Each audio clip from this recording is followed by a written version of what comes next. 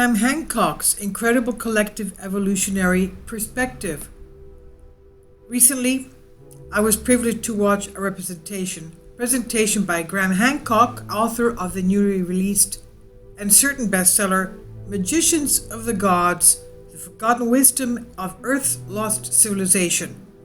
Graham Hancock is continuing the rogue archaeological tradition of Chariot of the Gods by Eric von Daniken, and more recently the Ancient Aliens series on History Channel, but this very sober representation has profound implications. First, it takes on conventional historical fact and turns it on its head by addressing the newly discovered astrophysical and geological findings that a cataclysmic extinction event, presumably a strike by a comet, similar to what wiped out the dinosaurs, also happened between 11 and 12,000 years ago, with the date probably being narrowed down to around 11,800 years. And it seems to be the comet event, as we know, as the Younger Dryas comet impact.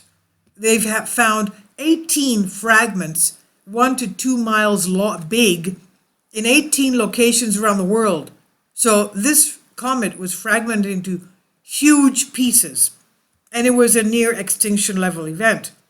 Hancock goes through a very credible conventional scientific proof in superb detail with supporting images. And he then lines up this timeline with accounts from Plato about the abrupt disappearance of the continent of Atlantis, and makes a startling determination that the two events coincided. He suggests that Plato's account of the sinking of Atlantis by a cataclysmic flood, as described in mythical accounts around the world, actually occurred as a result of this Younger Dryas comet, as we call it.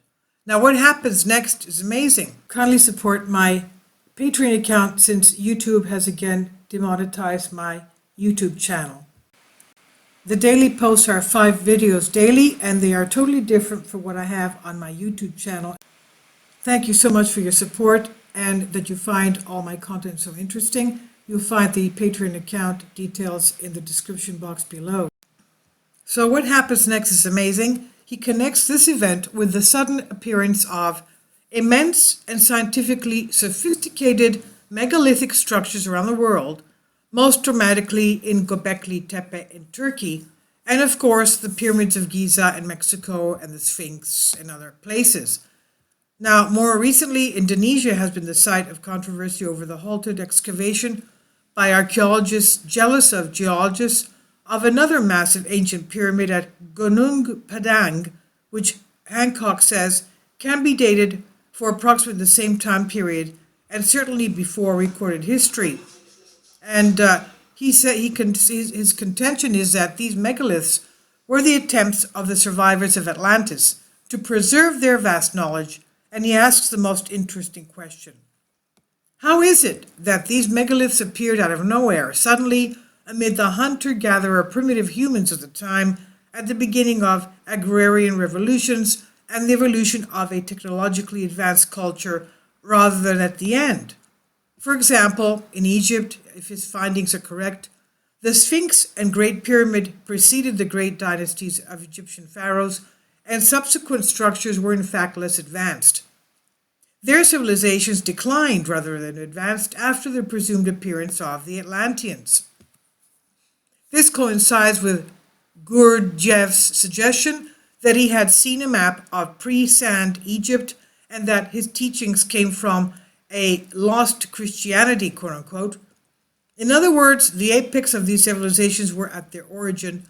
They did not evolve, but rather declined. And more importantly, they were the remnants of a superior and advanced civilization that was destroyed in prehistory, and the actual facts of human history are completely different from what we have been told or led to believe. This would lead us to question all of our conditional belief systems based on these conventional truths, particularly the organized religions. And Hancock concluded his presentation with a very powerful summary and conclusion.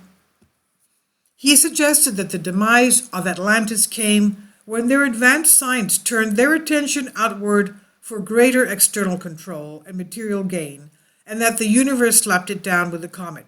Okay, this is exactly what The Emerald Tablets, written by Thoth the Atlantean, said, and I have a playlist of the Emerald Tablets, 42 books.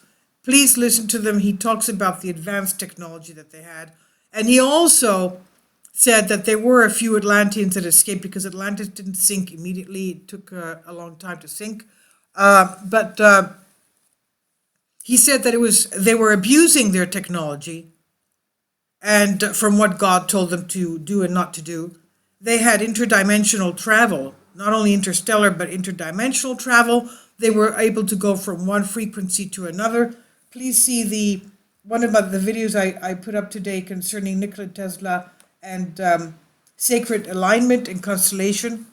The ether and anti-gravity and harnessing of the power of the universe, where he talks about ether and materializing out of ether anything you want, and even taking the earth and moving it through the ether into another position in the universe. It's basically interdimensional technology. And this is what the Atlanteans had. This is what they misused. And they were also bringing in entities they were materializing entities that they were not supposed to be materializing. And Thoth said, the Atlanteans said, that it was only a matter of time before divine intervention would put an end to the Atlanteans and their technology.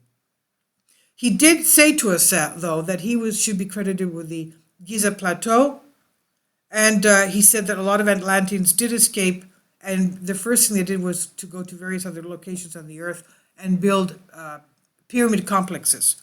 He also said that he had a spaceship and that he buried it underneath a sphinx in a plateau of pyramids.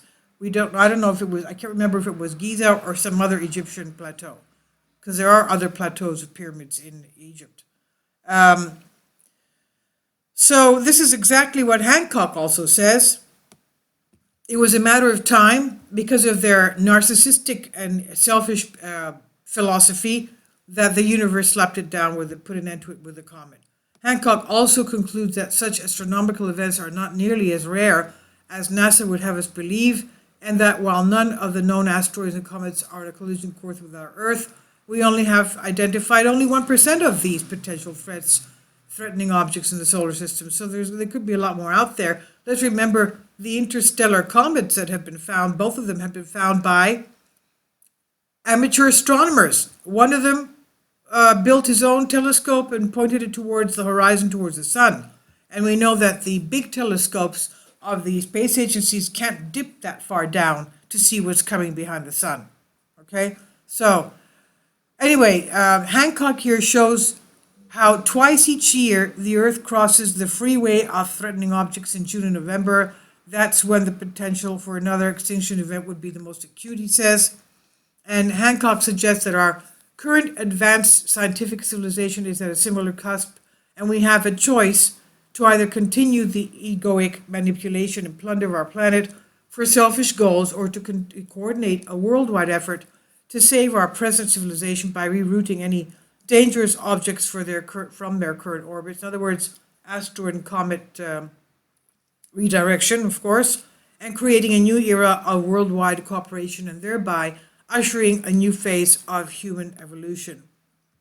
This resonates deeply with one of the Eckhart Tolle videos, where he's asking about the evolutionary purpose of the ego. Eckhart beautifully places the development of the ego and the human brain within the context of the evolutionary order beyond our current comprehension. Now, I would suggest that this infinite intelligence is sourced within the allness of our universe and may have been an energetic force that slapped down Atlantis. By that is merely my own conjecture. Well, we know that hard math also tells us from scientific evidence and experimentation, that yes, our prayers can stop bad things happening. Our positive energy and love heal things, not only us in our area, but the whole universe. So that does work, yes. And the opposite also works, unfortunately. So we should always stop ourselves from negative thoughts. Now, similarly, an evolutionary awakening would not allow us as a species to transcend the intellect and harmonize our entire being, to evolve past our egoic patterns of individualism to a global consciousness in line with the evolutionary order of life itself, and align our own interests, intentions as a species with the energetic impulse of our universe. This was by Tom Bunsell, Collective Evolutions, and it's on Humans Are Free by Alexander Light. Please leave your comments, and thank you for your support.